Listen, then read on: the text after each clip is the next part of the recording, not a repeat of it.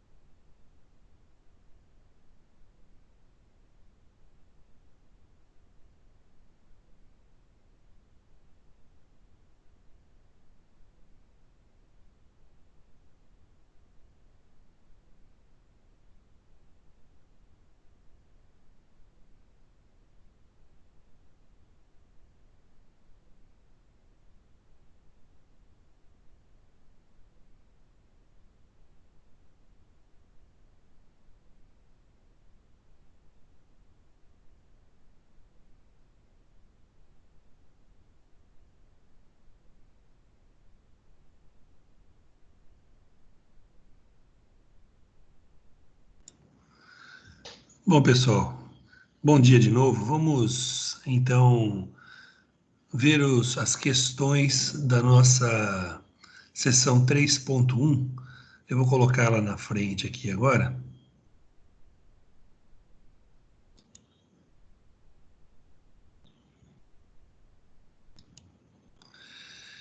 Então, aqui na seção 3.1, lembrando que essa seção fala sobre cavitação, que é um problema bastante sério em instalações onde nós temos máquinas que trabalham com fluidos, né? Então, por exemplo, como eu já citei para vocês, as hélices de navios são muito suscetíveis à cavitação. E se isso ocorrer, no mínimo vai acabar causando um desbalanceamento na hélice, o que vai causar um grande desconforto para quem está naquele navio, além de causar um aumento da manutenção necessária em todos os mancais e tudo mais, né? Então é bastante importante que quando você fizer um projeto de uma instalação, você tome cuidado com a cavitação, né? Então vamos lá, vamos às questões da seção 3.1. Antes de falar das questões, eu quero dizer a vocês que nós temos esse avançando na prática, que é o problema que vocês têm que entregar para mim. É um problema bastante interessante, bem resolvido. Se vocês conseguirem entender o problema na hora de transcrevê-lo para mim, vocês vão verificar que vocês vão aprender bastante coisa mesmo. Então ele é bem interessante. Antes dele, nós temos um outro problema aqui que é o Sem Medo de Errar aqui, né? Que na verdade fala daquele problema inicial da sessão. E ele também está bem resolvido aqui. Se vocês conseguirem entender esse problema, vocês vão realmente saber do que se trata mesmo, que é cavitação, tá? Então eu recomendo que vocês que já fizeram isso aí, provavelmente, para me entregar os exercícios, né? Mas que deem uma revisada em tudo isso, tá? Então vamos às nossas questões.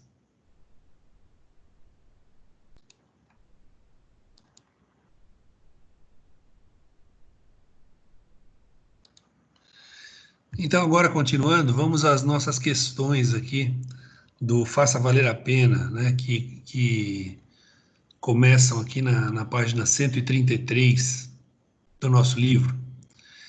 Então vamos lá, eu vou ler a questão e vamos ver as soluções dela. Primeira questão: a cavitação é um problema operacional que pode ser observado nas máquinas de fluxo. A ocorrência contínua de cavitação pode causar danos estruturais na máquina, além de prejudicar seu desempenho. Sobre a cavitação em máquinas de fluxo, são feitas as seguintes afirmações. Então, nós temos 5 afirmações e nós vamos ver quais delas são verdadeiras e quais não são, né? Então, vamos lá. Primeira, a cavitação ocorre devido à redução da pressão abaixo da pressão de vapor. Quando isso acontece, parte do líquido vaporiza e bolhas são formadas. Ao atingirem regiões de maior pressão, essas bolhas sofrem colapso, provocando ondas de choque que podem causar erosão na máquina. É uma frase bastante longa, né? Será que ela é verdadeira? Bom, vamos dar uma olhadinha aqui.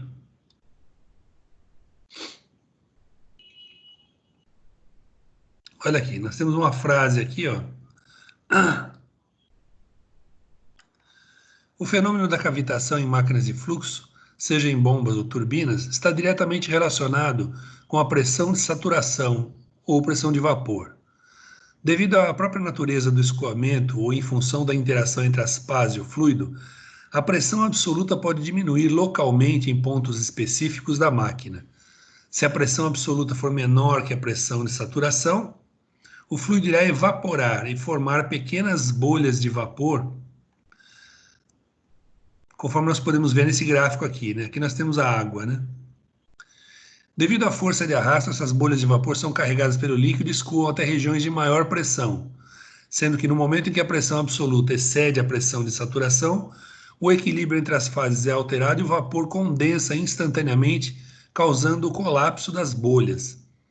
O volume antes ocupado pelas bolhas de vapor passa a ser ocupado pelo líquido, criando microjatos, conforme mostrado na figura 3.4 aqui embaixo. Quando o colapso das bolhas ocorre próximo à superfície da máquina, o choque dos jatos a alta velocidade com as paredes provoca acentuados picos de pressão, causando danos estruturais que desgastam as superfícies, principalmente do rotor. A repetição contínua desse processo de desgaste por erosão pode levar à falha dos componentes da máquina. Então veja, aqui nós temos uma definição do que é exatamente a cavitação, né? E vamos ver como é que ele responde. Então a primeira afirmação está correta. Isso é exatamente o que ocorre lá, né? Vamos ver a segunda. A cavitação ocorre quando a pressão na sucção do equipamento é menor que a pressão atmosférica, provocando a entrada de ar na máquina. Não, não é atmosférica, é a pressão de vapor do líquido, né? Então está errada a segunda. Terceira. O NPSH requerido representa a quantidade mínima de energia que deve existir na sucção da máquina para que não ocorra cavitação. Será que está certo essa? Vamos dar uma olhadinha aqui, ó.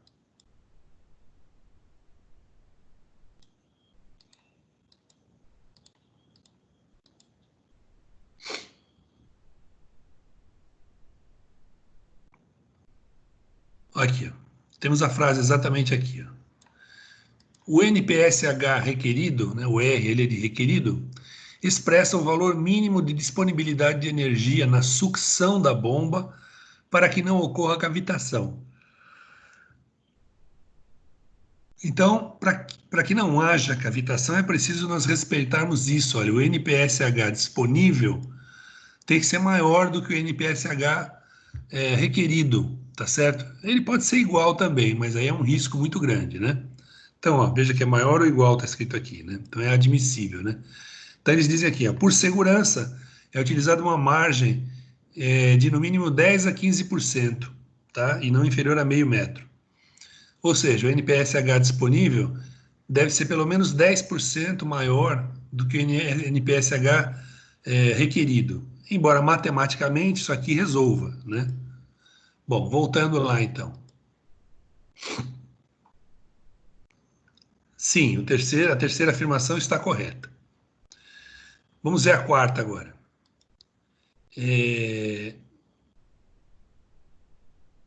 O NPSH disponível é uma característica da máquina de fluxo, sendo esse parâmetro obtido por meio de testes experimentais. Será que é isso mesmo? Vamos dar uma olhadinha aqui, ó.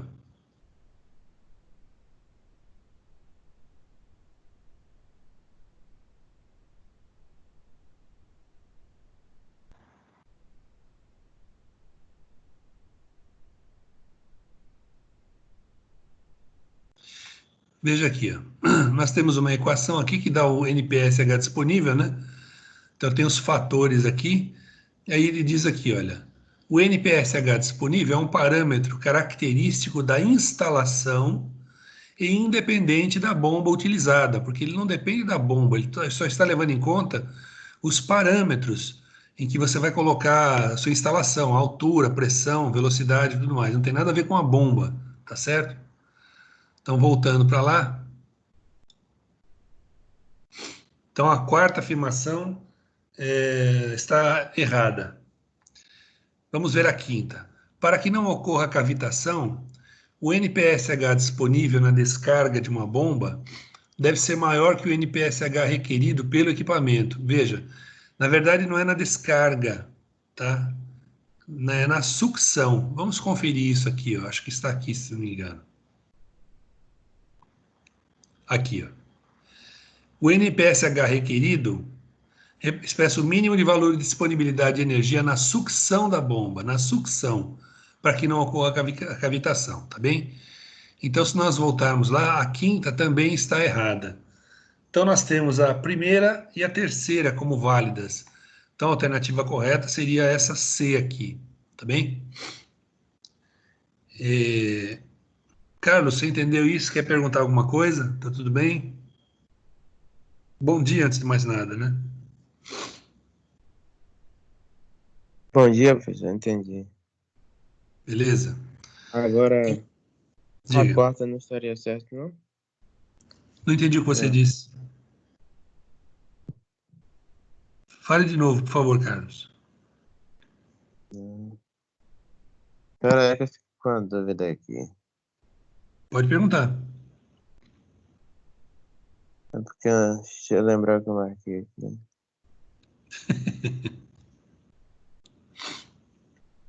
A quinta você pode repetir, por favor, porque tá errado. A quinta, né? É. Vamos lá, então. Aqui ele diz o seguinte, olha, para que não ocorra cavitação, o NPSH disponível na descarga de uma bomba deve ser maior do que o requerido pelo equipamento. Ele diz aqui que é na descarga, tá? Se nós formos lá na afirmação, na definição aqui, ele diz o seguinte, ó, expressa o valor mínimo de disponibilidade de energia na sucção da bomba, tá? Então essa equação Ok. é válida para a sucção da bomba. Tudo bem? Ok. Então, continuando, vamos lá para a segunda questão agora. A cavitação em bombas centrífugas acontece quando a pressão é reduzida localmente abaixo da pressão de saturação do fluido. O parâmetro de projeto utilizado para verificar a ocorrência da cavitação é o NPSH, que quantifica a energia mínima que deve existir na sucção da bomba para que o fluido não mude de fase. Veja que aqui também ele fala na sucção, né? Só para você ter ideia, né?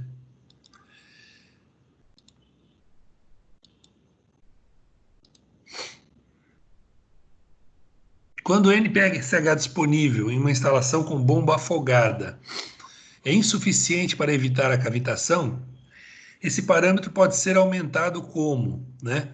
Nós temos uma bomba afogada. Então, como é que ele pode ser aumentado, esse parâmetro?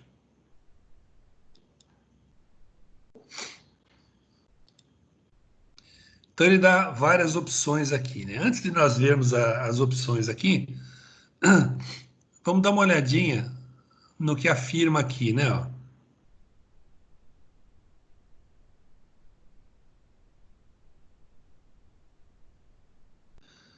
Nas instalações, eu vou ler esse pedaço aqui para vocês. Nas instalações em que o NPSH disponível é menor que o requerido, são necessárias modificações para garantir que a cavitação não ocorra. Os fatores que modificam o NPSH disponível podem ser identificados nas equações 3.5 e 3.6. Os casos mais críticos quanto à ocorrência da cavitação ocorrem nas instalações com altura de sucção negativa. Portanto, a partir da equação 3.5, é possível verificar que o único termo que contribui para o NPSH disponível é a pressão atmosférica, enquanto que o restante dos termos da equação tende a reduzir a energia disponível do fluido na sucção da bomba. Assim, o aumento do NPSH disponível está relacionado com a diminuição desses termos negativos. O disponível irá aumentar com a diminuição da perda de carga na sucção e com a redução do desnível negativo H. A perda de carga na sucção pode ser reduzida aumentando-se o diâmetro e diminuindo-se o comprimento da tubulação. Agora vamos pegar o que ele disse aqui, ó. No caso de instalações com bombas afogadas, que é o caso do nosso problema, ou com sucção positiva, o NPSH disponível pode ser aumentado pela elevação do desnível H entre a superfície do tanque e a sucção da bomba, entre a superfície do tanque e a sucção da bomba. A distância H também é chamada de submergência da bomba. Então, olha só, como é que ele pode ser melhorado, o NPSH disponível? Aumentando a elevação do desnível H, ou seja, aumentando a submergência da bomba, tá certo? É isso que ele está dizendo aqui. Vamos voltar lá. Então, aqui, ó, quando o NPSH disponível em uma instalação com bomba afogada é insuficiente para evitar a cavitação, esse parâmetro pode ser aumentado como? Olha só, alternativa A. Reduzindo o diâmetro da tubulação de sucção e a submergência da bomba. Não, nós já vimos que tem que aumentar a submergência da bomba, né? B. Aumentando o diâmetro da tubulação de sucção e reduzindo a submergência da bomba. Também não, né? Aí ele diz, reduzindo o diâmetro da tubulação de sucção e aumentando a submergência da bomba. Bom, quando você reduz o diâmetro da tubulação, você aumenta as perdas. Então, isso vai ao contrário do que nós estamos querendo. Embora ele diga aumentando a submergência, que está correta, mas a primeira parte está errada. Alternativa D. Aumentando o diâmetro da tubulação de sucção e a submergência da bomba. Beleza, essa é a alternativa certa, tá? Você tem que aumentar o diâmetro da tubulação para diminuir a perda de carga e aumentar a submergência da bomba também. Mas vamos dar uma olhadinha na alternativa E. Aumentando a submergência da bomba e a perda de carga da tubulação. Não, se aumentar a perda de carga vai acontecer o contrário, né? Então, a alternativa certa da segunda é a alternativa D, tá bom? Alguém tem alguma pergunta sobre essa D aqui? Sobre essa D, não, sobre a 2, né? Questão 2, na verdade. Bem, vamos ver a terceira questão, então, agora, né? A figura 3.9 a seguir apresenta curvas de NPSH em função da vazão de operação de um sistema de bombeamento. Esse tipo de curva é utilizado no projeto de sistemas hidráulicos com o objetivo de evitar a ocorrência do fenômeno de cavitação nas bombas centrífugas. Tá? Então, ele mostra aqui um gráfico de NPSH com as curvas A e B. Né? Aí ele pergunta aqui, ó, as curvas A e B apresentadas no texto representam, respectivamente, o quê? Né? A A, que é essa curva crescente, e a B, que é a decrescente. O que representam, né? Então, ele diz aqui, ó, alternativa A, curva de NPSH requerido e curva de NPSH disponível. Quer dizer, ele está dizendo o seguinte, a curva A é o requerido e a B é o disponível, sendo Q0, que é essa vazão que está aqui, bem no cruzamento das duas, a vazão máxima de operação sem cavitação. Bom, vamos dar uma olhadinha aqui no texto, né? Aqui nós temos um gráfico que é o gráfico do NPSH requerido. Vocês podem ver que é o requerido. Veja que ele é crescente com a vazão, tá certo? Então, e lembrando que nós temos que ter nós temos que ter isso aqui, olha. O NPSH disponível sempre tem que ser maior que o NPSH requerido, tá? Disponível maior que requerido. Então, se nós voltarmos lá para a questão, então, o disponível é a curva B, o requerido é a curva A, tá? Então, a alternativa A está correta. E o que é o Q0, que é o ponto de cruzamento? Bom, se nós analisarmos o que significa esse Q0, Q0 é o ponto onde os dois NPSH se encontram, né? Então, ele está afirmando aqui que é a vazão máxima de operação sem cavitação. Está correto, é exatamente isso, né? Então, o ponto de cruzamento das duas curvas é o ponto máximo, é a vazão máxima que pode ser usada para essas condições sem que haja cavitação. Então, a alternativa A está correta, né? Vamos ver as outras por que estão erradas, né? Então, a B, a curva A é o requerido, a curva B é o disponível, está certo, sendo que zero a vazão mínima de operação sem cavitação. Não, é o contrário, né? A Q0 é a máxima. Vamos ao C. NPSH, a curva A, ele diz que é disponível e a NPSH é o requerido, né? Não, é justamente o contrário, tá? Na alternativa D, a A é o disponível e a B é o requerido, é justamente o contrário, tá bom? E a alternativa E, NPSH requerido e o disponível, isso está certo, sendo que zero a vazão de operação do sistema. Não, não necessariamente, né? Na verdade, se nós nos lembrarmos do que estava escrito lá, né, que deve ser dada uma folga de 10 a 15%, então Q0 é a vazão máxima de operação sem cavitação. Mas na operação, você deve operar um pouquinho abaixo do Q0 aqui, ó, para que haja uma folga. E por que essa folga é diferente, é necessária, gente? Porque pode haver alguma variação na operação do sistema, né? Por qualquer motivo, pode dar uma variada na vazão, e isso pode fazer com que a sua vazão ultrapasse esse ponto. Ou os outros fatores que estão envolvidos, né? Não é só a vazão, né? Os outros fatores podem fazer com que você passe para dentro da fase, da faixa, em que o requerido fica maior que o disponível. E aí você vai ter cavitação, tá bom? Então, a alternativa E está errada por causa disso. Q0 não é a vazão de operação do sistema, e não deve ser, né? Ela é a máxima. Tudo bem, gente? Alguma pergunta sobre essa questão 3? Alguém quer perguntar alguma coisa?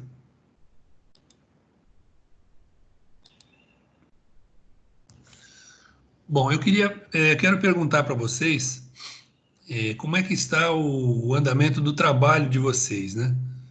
E se vocês olharem os prazos de entrega, acredito que vocês têm exatamente um mês para me entregar o trabalho, né? Ou aproximadamente um mês, não exatamente, né? Porque vai ser numa segunda-feira, então vocês devem ter 4 semanas, né? Então um pouco menos de um mês já. Como é que está o trabalho de vocês? Carlos, Joilson e Mirelle, vocês estão na mesma equipe?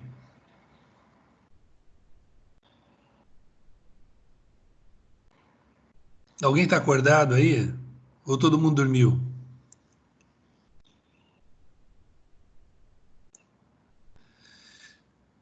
Bom, eu estou supondo que todo mundo foi embora, que eu estou dando aula sozinho aqui, né? Então, tudo Estou bem, não aqui, tem problema. Você, o Joilson e a Mirelle estão na mesma equipe? então, eu e o Joilson estamos adiantando. Ah, já adiantou alguma parte. A gente já pegou a especificação da bomba aqui. Mas a gente não sabe. Falta mais um na nossa equipe. A gente não sabe quem é outra equipe. Entendeu? Vocês não sabem o quê? Qual é o outro integrante da nossa equipe? É só vocês definirem quem é, olha, vocês dois e mais quem? Mirelle, você tá me ouvindo, Mirelle? Não, ela só ligou aqui e foi fazer outras coisas. Bom, vocês têm que entrar em contato com o resto do pessoal. Use o grupo, poxa, tá? O grupo tá aí para isso. Vocês têm 4 semanas para entregar, 4 semanas para entregar o trabalho. E se vocês não fizerem isso rapidamente, não vai dar tempo, porque vocês têm outras coisas para fazer. Se vocês só se dedicarem a isso, dá. Até com 2 semanas vocês fazem. Mas vocês vão ter que se dedicar somente a isso, não vão poder fazer mais nada, porque vai dar muito trabalho, tá? Então é bom vocês fazerem, porque vocês não vão conseguir fazer um trabalho decente. Olha, vão seguindo os passos todos, como eu já expliquei para vocês. Primeiro, definam a instalação, né? Que tipo de instalação vai ser? Vai ser um prédio, vai ser um edifício? Vocês vão bobear o que? Água, petróleo, gasolina, né? Então, supondo que seja uma bomba, né? Se vocês quiserem fazer com uma turbina, tudo bem, sem problema, né? Mas então, se for uma bomba é mais fácil, né? Até porque nossa apostila, nosso livro é baseado em bombas e não em turbinas, né? Então, definam a instalação, definam os parâmetros da instalação, e aí comecem a fazer o projeto com o que já foi visto até agora. Vocês vão fazer até cavitação, né, nesse momento. E daqui para o final do curso, vocês vão fazendo os outros fatores que nós vamos aprender daqui para lá, né? Então, a sessão 3.2, eu vou falar um pouquinho dela daqui a pouquinho. Ela fala da carga do sistema, né? Então, nós vamos falar um pouquinho dela, vocês vão aprender a fazer isso e vão aplicar isso no esquema de vocês, né? Mas eu não sei, vocês têm tanta coisa importante para fazer para deixar isso para a última hora? É importante deixar isso para a última hora? Vocês têm outras coisas mais importantes para fazer? Porque eu não entendo por que deixa para a última hora e faz uma droga de trabalho no final. Não pode ser assim, gente. Vocês têm que ter responsabilidade.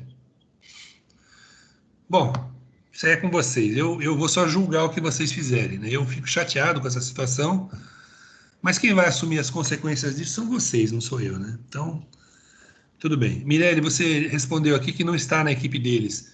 E como é que está a sua equipe, então?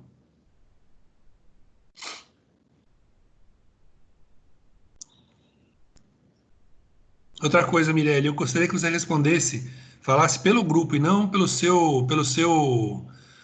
é, pela sua mensagem. Eu quero que você fale pelo grupo, tá? Estou esperando aqui no grupo.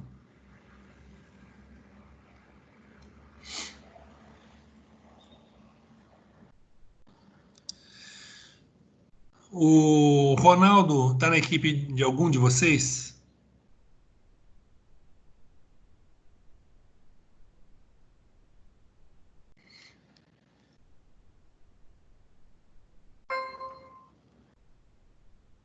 Que ele disse que está vindo para cá agora, está saindo do trabalho, indo para casa, ele vai tentar pegar o final da aula. Acho que não vai dar, mas de qualquer forma. É, eu acho horrível isso, gente. Ninguém responde. Eu falo com vocês e vocês não respondem. Tá bom, não tem problema. Vamos lá partir para a sessão 3.2, então. Vamos dar uma olhadinha rápida nela, né?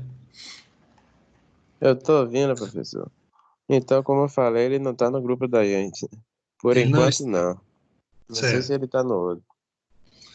Bom, vocês vão ter que se virar. Eu fico aqui cutucando vocês para vocês fazerem as coisas. Vocês têm que fazer as atividades do portal também.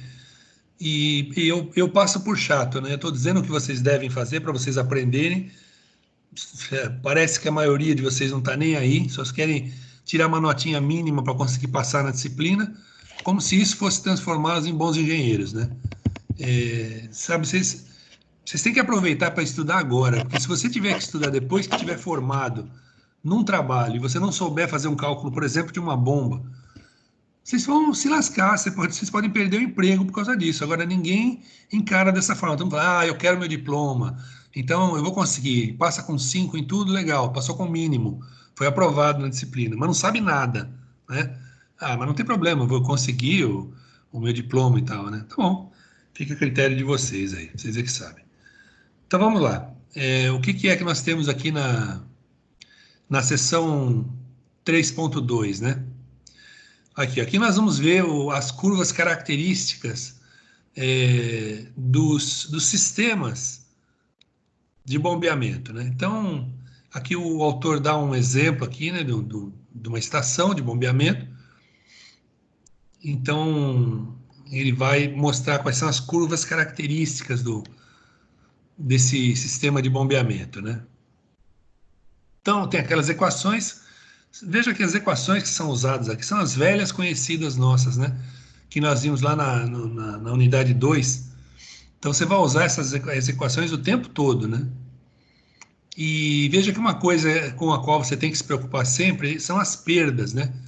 As perdas de carga são terríveis, são a pior coisa que pode haver, né? Então, quando você tem curvas, reduções e tal, isso aumenta bastante a perda de carga, né? E você pode transformar uma perda de carga localizada, por exemplo, numa curva, em comprimento equivalente de tubulação, né? Então você vai fazer um estudo de perda de carga, tudo mais, vai verificar os fatores de atrito aqui, o fator de atrito de Darcy também, né? Onde você vai ter essa perda de carga. E aí você vai ver aqui, olha, com altura de sucção negativa, você tem uma altura de elevação em função da vazão, que é crescente aqui a curva, né? Agora com altura de sucção positiva, ele mostra a instalação, faz os cálculos, tem aqui a nossa curva. Outros que têm altura nula, né? Ou seja, a instalação está no mesmo nível a sucção está no mesmo nível da saída, né? Então você tem os cálculos aqui todos. E em seguida você vai ter o sem medo de errar, que resolve o problema inicial que ele propôs no começo da unidade da sessão, né? Então ele tem todos os dados aqui que são colocados, aí ele vai mostrar como são feitos esses cálculos. Esses problemas são muito bons por causa disso, gente. Ele já tem toda a aplicação do que foi visto na unidade, tá? Na unidade não, na sessão. Eventualmente ele pode trazer, obviamente ele pode se utilizar do que foi dito anteriormente também, né? Então aqui ele apresenta todas as perdas de carga e tudo mais. Veja que as equações, embora não tenha nada muito maluco nelas, mas elas são complexas no sentido de que tem muita coisa envolvida, né? Então você tem que tomar muito cuidado para não errar em conta nisso daqui. Então é preciso que você escreva suas equações com bastante cuidado, para não acertar nas equações e errar numa conta, né? Então ele apresenta aqui todos os cálculos direitinho, né? Veja que o problema é longo, né? É longo, bastante coisa para se calcular. Ele mostra até um gráfico aqui, né? Com o qual é possível levantar uma curva. Se você quiser no Excel, você pode fazer essa curva aqui. Excel ou então MATLAB, alguma coisa assim, né? E aí, então, o final do nosso problema está aqui. Depois vem um outro chamado Avançando na Prática, que é aquele que vocês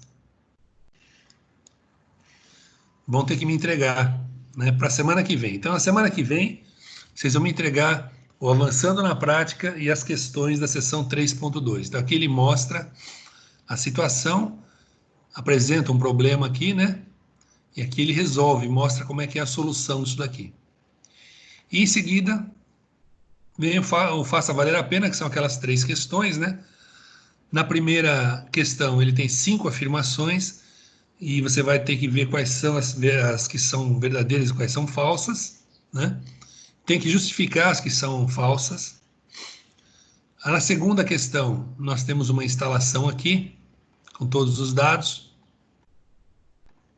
tá? E aí ele pede que você indique qual é a curva dessas aqui, que representa a curva característica dessa instalação que tem aqui, tá bom? Então ele mostra uma curva aqui com vários pontos onde a curva cruza o eixo Y, né? Então você tem que dizer qual delas é, tá? Tem que deduzir, na verdade, né? Então você vai ter que fazer isso, vai ter que fazer uma dedução, fazer contas, e depois das contas, aí você vai pegar o valor por consequência. Obviamente, quando você fizer isso, você não precisa justificar as outras, né? Você basta só fazer as contas e mostrar qual é a alternativa correta. Na terceira, ele também dá uma outra instalação aqui, e aí ele diz o seguinte, olha, que ele apresenta 5 curvas de altura em função da vazão. E aí ele pede que você diga qual delas é a curva certa, tá? E você vai fazer isso deduzindo isso a partir dos dados da instalação. Então esse é o Faça Valer a Pena que vocês vão ter que resolver para a semana que vem. Façam, olha, sugestão, quando vocês fizerem essas equações já, essas questões, já tentem colocar o problema de vocês também junto, para vocês fazerem junto o seu problema, né? Vocês vão analisar essas instalações aqui que são fictícias, né? E vão analisar de vocês também, que a de vocês pode ser parecida com essa aqui, né? Olha aqui, por exemplo, se você for falar de um prédio, o que você tem num prédio é mais ou menos isso. Ó, você tem a caixa d'água de baixo, a caixa d'água de cima e aqui a bomba, né? Então, provavelmente, essa instalação aqui é típica de um prédio, porque tem a bomba, não em relação aos valores, né, as dimensões, mas o tipão dela, sim, ó. Você tem a bomba que está acima da caixa d'água, que é o que acontece realmente num prédio, e a caixa d'água de baixo, né? E a caixa d'água de cima, lá em cima, e você tem que mandar a água de baixo para cima, tá? Então, você já pode começar a pensar em fazer isso, fazer cálculo de potência necessária, fazer cálculo de cavitação direitinho. E aí você já vai ver essas curvas também, já vai traçar essas curvas também. Então vocês podem ganhar tempo fazendo isso, fazendo junto essas coisas. Agora seria importante que vocês trabalhassem juntos também, quer dizer, façam uma reunião virtual. É importante que vocês façam a reunião virtual para definir o que cada um vai fazer, né? Mas é importante que todo mundo entenda o que está sendo feito. Não é simplesmente uma divisão de trabalhos, aí você faz a sua parte e não quer saber do que os outros fizeram. Não é isso, tá bom? Eu vou repetir pela milésima vez. Se vocês precisarem de mim, podem falar comigo. Se quiserem que eu participe de uma reunião de vocês, é só me incluir, me avisando com antecedência, claro, tá? Porque eu tenho outras atividades para a gente marcar o horário certo. Eu posso participar da reunião com vocês via Skype, Zoom, WhatsApp, o que for. Então a gente pode fazer isso e tentar resolver o problema de vocês, tá bom? Então aqui nós encerramos então todos os comentários sobre a seção 3.1, cuja correção nós vimos, e a seção 3.2, que foi uma prévia do que vocês vão ver para fazer para a semana que vem. Então vocês devem me entregar esses exercícios da seção 3.2 até o domingo, tá? Até o domingo. Na segunda-feira eu já não aceito mais. Então, uma pergunta aqui agora para vocês. Alguém quer perguntar alguma coisa sobre o que foi visto na seção 3.1? Não? Tá bom. Ninguém quer perguntar nada. Não. Tá. E sobre o trabalho, alguém quer perguntar alguma coisa?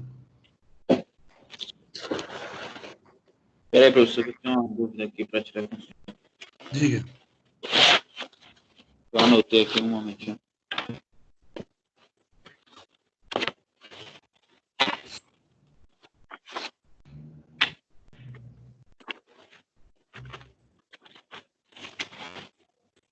Só quero lembrá-los de que essa aula está sendo gravada de forma que, para a resolução da sessão 3.1, vocês podem voltar a vê-la de novo, etc., quanto vocês quiserem, tá? Eu hoje mesmo vou colocar isso aqui disponível para vocês, tanto no grupo quanto no portal. Então, qualquer dúvida, vocês podem rever essa aula. Diga, João. A gente tá, eu, Flávio e o Ronaldo, que é um grupo, a gente estava com dúvidas sobre as bombas de multi-estágio. Sim. Porque eu tenho algumas opções, só que eu não sei se ela seria ideal para usar em prédios. Bom, quanto a isso, olha, a teoria diz que não tem problema nenhum. Você poderia usar. Agora, quanto a isso, minha sugestão é você olhar os portais dos fabricantes. Aliás, deixa eu até mostrar para vocês isso aqui agora, só um minutinho. Eu vou abrir aqui um portal.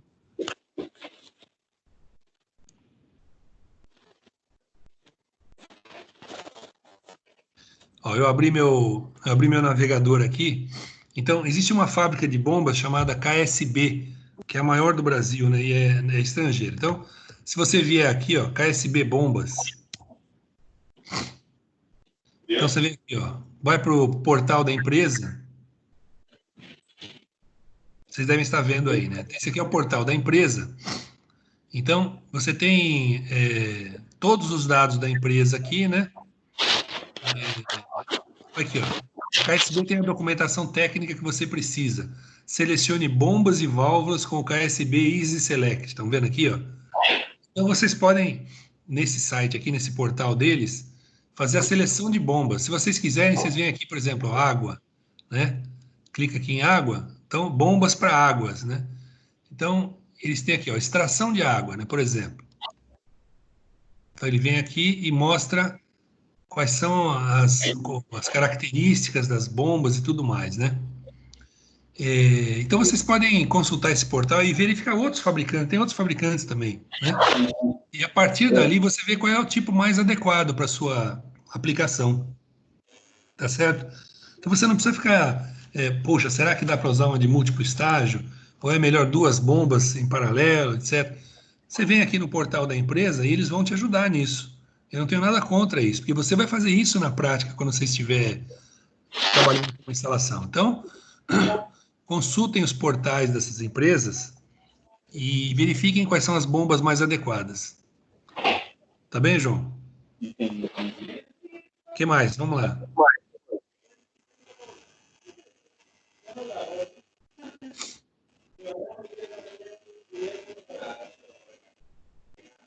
Mais algum comentário? Mais alguma pergunta? Professor, outra pergunta. Diga. O senhor vai querer também os cálculos de falha na confiabilidade? Eu não estou ouvindo, não estou entendendo o que você está dizendo, João. Fala de novo, por favor. O senhor vai querer que a gente fale sobre as falhas que ocorrem nas bombas? Que fale sobre o que das bombas? As falhas que ocorrem nelas. Falhas? Ah, sim, lógico. Vocês vão ter que falar das possíveis falhas, o que pode acontecer. Vocês vão falar de programa de manutenção das bombas, como é que seria a manutenção das bombas, tá? Fazer uma estimativa disso. Então, olha, vocês estão fazendo um projeto completo. Imaginem que vocês foram contratados por uma construtora, uma OAS ou qualquer uma dessas aí, o Debrecht, e vocês estão participando do projeto de um prédio, tá? Se for o caso do prédio, né? Então, aí vocês são os responsáveis por fazer o sistema de bombeamento de água do prédio. Então, você vai ter que bolar tudo, inclusive o plano de manutenção daquilo. Então, você pode fazer isso olhando no portal dessa empresa, como eu mostrei para vocês, tá? Ou seja, qual é a manutenção que eles propõem? Manutenção preventiva, é parar a bomba de tanto em tanto tempo, fazer a revisão disso, daquilo. É isso que vocês vão ter que fazer. Sim, eu estava dando uma olhada nisso, por isso que eu perguntei ao senhor. Ótimo, beleza. Tem que ser completo. Quanto mais completo o projeto de vocês, melhor. Outra coisa, gente, vocês têm que pensar também o seguinte. Imagina que vocês... Ô, João, tá com muito barulho no seu ambiente. Põe no silencioso, por favor. Sim, desculpe. Imagine que vocês sejam contratados, ou melhor, imagine que vocês vão se apresentar para um projeto, para um processo seletivo nessa KSB, por exemplo, tá bem? Então, ela abriu vagas para engenheiros e você se candidata. Vamos supor que você tenha feito um bom projeto desse daqui, tá? Então, na hora que você for lá se apresentar, você leva esse projeto e diz: olha, eu e minha equipe fizemos um projeto de um sistema de bombeamento de um prédio, etc. Está aqui o projeto que nós fizemos. Você não acha que isso vai contar pontos a favor de vocês? Então, isso é válido para todas as disciplinas, não é só para minha, gente, tá? Então, você fazendo um bom trabalho agora, isso é um cartão de visitas para vocês quando vocês forem se inscrever em qualquer outra empresa. Imagine que você vai trabalhar numa outra empresa qualquer, não precisa ser essa, vai ser lá na Braskem, sei lá, lá no Polo, alguma coisa assim. E se os caras veem que você sabe lidar com bombas, fazer projeto e tudo mais, você pode ser contratado para trabalhar na manutenção, para trabalhar nos novos projetos e coisa parecida, porque você fez um bom trabalho agora. Então, não faça o trabalho só para se livrar da disciplina e para ganhar uma nota. Faça um trabalho para você aprender bem e para usar isso como o seu cartão de visitas em seguida. Tá bem, gente? Isso é bastante importante vocês terem em mente isso. A Mirelle está perguntando se é para fazer cálculo de eficiência. Sim, claro, você tem que fazer o cálculo completo de todo o sistema que você tiver. Inclusive, você vai dimensionar o número de bombas, né? Vai ser uma só, vão ser duas, vão ser três. Se você puder usar uma só, por que você usaria duas? Quais seriam as vantagens e as desvantagens entre você usar uma ou duas bombas, ou três, né? É isso que você vai ver, tá bom? Então, faça um projeto completo. Isso é muito importante. O que mais, gente? Mais perguntas?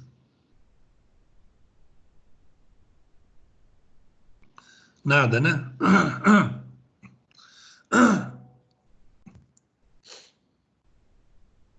Isso, exatamente, Mirelle.